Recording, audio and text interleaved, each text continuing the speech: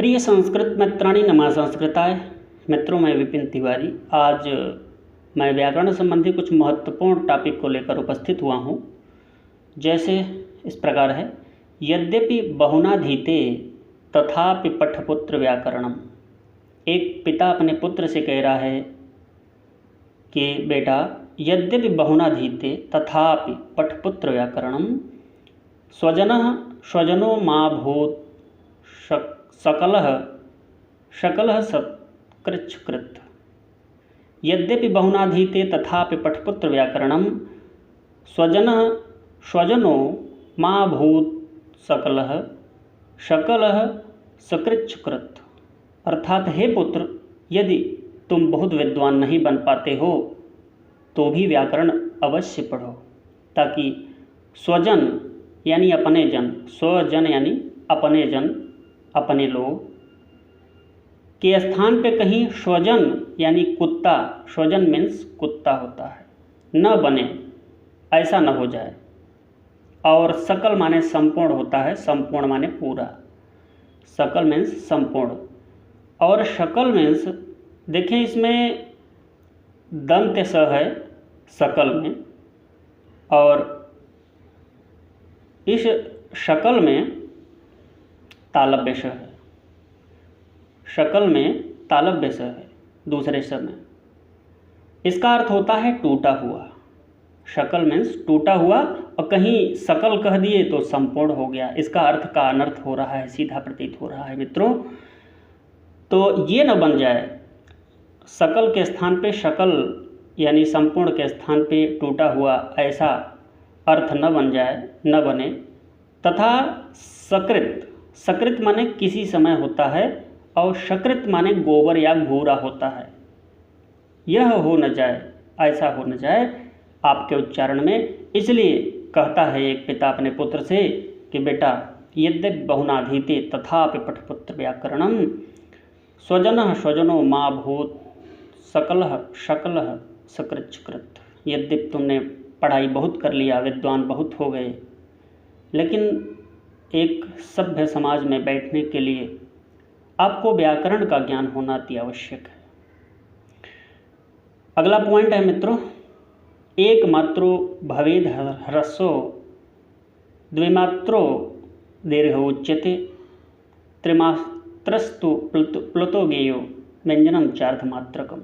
एक मात्रो भवेद ह्रस्व, एक मात्रा होती है भवेद ह्रस्व। ह्रस्व माने छोटा, ह्रस्व यानी लघु या छोटा, इसकी एक मात्रा होती है। जैसे अ आ, तो अ ह्रस्व हो गया मित्रों, या क और का, तो एक मात्रा इसकी होगी। और एक मात्रा का समय जिसमें लगता है वे ह्रस्व होते हैं। दो मात्रा का समय जिसमें लगता है वो दीर्घ होता है। द्विमात्रो दीर्घ उच्यते, दो मात्रा का समय लगता है दीर्घ में। और त्रिमात्रस्तु प्लुतो गेयो, प्लुत में 3 मात्रा का समय लगता है। जैसे किसी को दूर से बुलाना हो तो बहुत देर तक आदमी श्वास खींचता है ना, तो उसमें 3 मात्रा का समय लगता है। व्यंजनम चार्धमात्रकम, और व्यंजन में आधा मात्रा का समय लगता है। आधी मात्रा इसमें होती है, यानी ये स्वर हुए तीनों, ह्रस्व, दीर्घ और प्लुत। और व्यंजन क्या हुआ? व्यंजन जैसे क से क ख ग घ ये सब म तक, ये सब व्यंजन हैं, तो सामान्य व्यंजन हैं। तो एक मात्रो भवेद ह्रस्वो द्विमात्रो दीर्घ उच्यते त्रिमात्रस्तु प्लुतो गेयो व्यंजनम चार्धमात्रकम। तो इस प्रकार यह संपन्न हुआ। एक मात्रा ह्रस्व में, 2 मात्रा दीर्घ में, 3 मात्रा प्लुत में, और व्यंजन में आधी मात्रा का समय लगता है।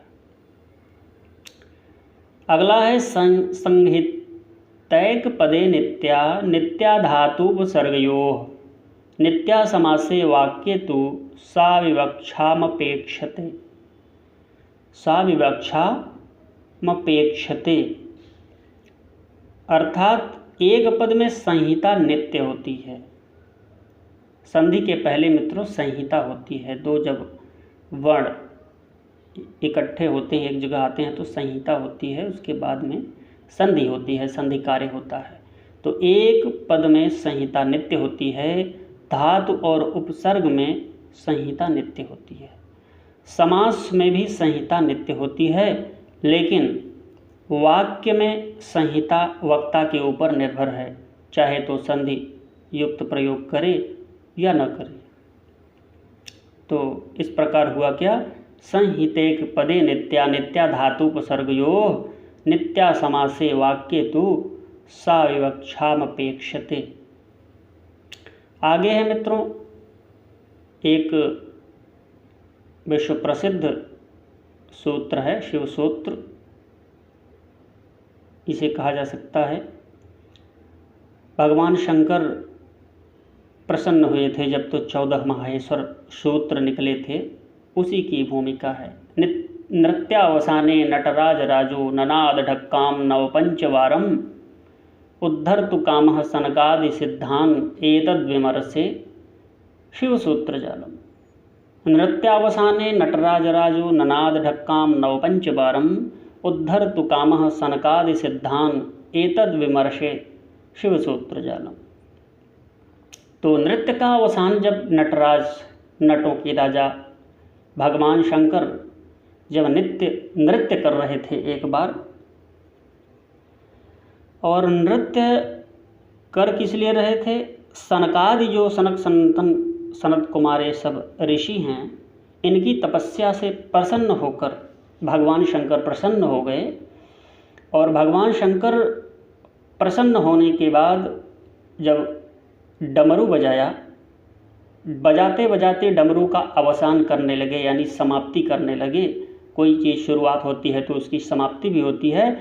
उसी समय उस डमरू से ऐसा ननाद निकला, ऐसा शब्द निकला। कितने बार निकला, नव पंचबारम। नव और पंच, 9 5 14 होता है, तो 14 माहेश्वर सूत्र के नाम से यह जाना जाता है। यह निकला भगवान शंकर के डमरू से नृत्य का अवसान करते समय मित्रों। उद्धर्तु कामः सनकादि सिद्धान एतद् विमर्शे शिव सूत्र जालम। वहीं पाणिनि महाराज भी थे, उनको सुनाई दिया, और महर्षि पाणिनि ने इसी के आधार पर अष्टाध्यायी का निर्माण किया, जो आज हमारे बीच में उपस्थित है। आज संस्कृत समाज इसी से लाभान्वित हो रहा है, और हमारी संस्कृति जिस संस्कृत भाषा से पहले से ही बनी थी, वो इसी से संबद्ध है और चली आ रही है। उसी परंपरा का हम निर्वाह कर रहे हैं। तो सनत कुमार इन सब की तपस्या से प्रसन्न होकर भगवान शंकर ने जब 14 बार डमरू लास्ट में बजाया था, अंतिम में बजाया था, तो भगवान पाणिनि जो थे, महर्षि पाणिनि जो थे, वो शिव सूत्रों का जाल इसी के द्वारा बना, उसको रख लिया, और 14 माहेश्वर सूत्र, जिसे शिव सूत्र के भी नाम से जाने जाते हैं, अक्षर समाम नाय के नाम से भी जाने जाते हैं, कई नामों से जाने जाते हैं, तो उसकी रचना की। यहाँ पे इसका स्क्रीन पे आपको दिख भी रहा होगा। नृत्य यानी तांडव के अवसान समाप्ति पर नटराज शिव ने सनकादि ऋषियों की सिद्धि और कामना का उद्धार यानी पूर्ति के लिए नवपंच यानी 14 बार डमरू बजाया था। इस प्रकार 14 माहेश्वर सूत्र या शिव सूत्रों का ये जाल वर्णमाला यानी प्रकट हुई। डमरू के 14 बार बजाने से 14 सूत्रों के रूप में ध्वनियाँ निकली। इन्हीं ध्वनियों से व्याकरण का प्राकट्य हुआ। इसलिए व्याकरण सूत्रों के आदि प्रवर्तक भगवान नटराज को माना जाता है, भगवान शंकर को माना जाता है। प्रसिद्ध है कि महर्षि पाणिनि ने इन सूत्रों को देवादिदेव शिव के आशीर्वाद से प्राप्त किया, जो कि पाणिनीय संस्कृत व्याकरण का आधार बना। माहेश्वर सूत्रों की संख्या 14 है। कुल संख्या 14 है, जो इस प्रकार है। ऐ उण ऋलिक ए ओंग ए ओज ए औज है वरट लड़ अमंगडनम जीव झब गड़दस जब गड़दस झ खफ छठत चटत व कपय सक्षर हल। ऐ उण ऋलिक ए ओंग ए ओज है वरट लड़ अमंगडनम जब गड़दस जब गड़दस खफ छठत चटत व कपय सक्षर हल। ये 14 माहेश्वर सूत्र हैं मित्रों, जो महर्षि पाणिनि इनको इकट्ठा किए, भगवान शंकर के डमरू से प्राप्त किए। अच्छा, उपर्युक्त 14 सूत्रों में संस्कृत भाषा के वर्णों यानी अक्षर समाम्नाय कहते हैं इसे, को एक विशिष्ट प्रकार से संयोजित किया गया है। फलतः पाणिनि को शब्दों के निर्वचन या नियमों में जब भी किन्हीं विशेष वर्ण समूहों एक से अधिक के प्रयोग की आवश्यकता होती है, वे उन वर्णों अक्षरों को माहेश्वर सूत्रों से प्रत्याहार बनाकर संक्षेप में ग्रहण करते हैं। माहेश्वर सूत्रों को इसी कारण प्रत्याहार विधायक सूत्र भी कहते हैं। प्रत्याहार बनाने की विधि तथा संस्कृत व्याकरण में उनके बहुविध प्रयोगों को आगे दर्शाया गया है। इन 14 सूत्रों में संस्कृत भाषा के संपूर्ण वर्णों को समावेश किया गया है मित्रों। प्रथम 4 सूत्रों ऐ उण से लेके ऐ उण ऋलिक एवं ए औज तक में स्वर वर्णों तथा शेष 10 सूत्र व्यंजन वर्णों की गणना की गई है। संक्षेप में स्वर वर्णों को अच एवं व्यंजन वर्णों को हल कहा जाता है। क्या कहा जाता है? अच कहा जाता है स्वर को, और व्यंजन को हल कहा जाता है। अच एवं हल भी प्रत्याहार भी हैं। आगे है मित्रों, अगला टॉपिक है द्वंद्वम। द्वंद्वम द्विगुरपिचाहम मद्गेह नित्यमव्ययी भावः तत्पुरुषः कर्मधारयः बहुव्रीहिः। इस श्लोक का यह अर्थ है कि एक भक्त प्रार्थना करता है कि हे पुरुष, हे भगवान, मैं द्वंद्व हूँ, यानी हम स्त्री पुरुष 2 प्राणी हैं। द्विगु का मतलब 2 गाय बछड़े वाला हूँ। मेरे घर में